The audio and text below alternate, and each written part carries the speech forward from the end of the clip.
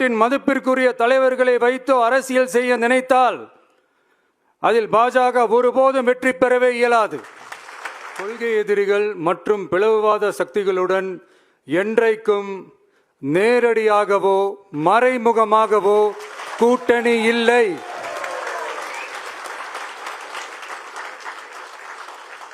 ஒன்றிய அளவில் மலிவான அரசியல் ஆதாயங்களுக்காக மக்களை மத ரீதியாக பிளவுபடுத்தி மக்களிடையே வேற்றுமையை விதைத்து அதில் குளிர்காய நினைக்கிறது பாஜக.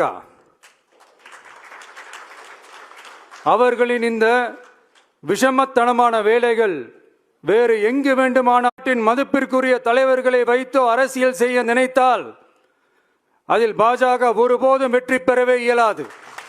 கொள்கை எதிரிகள் மற்றும் பிளவுவாத சக்திகளுடன் என்றைக்கும்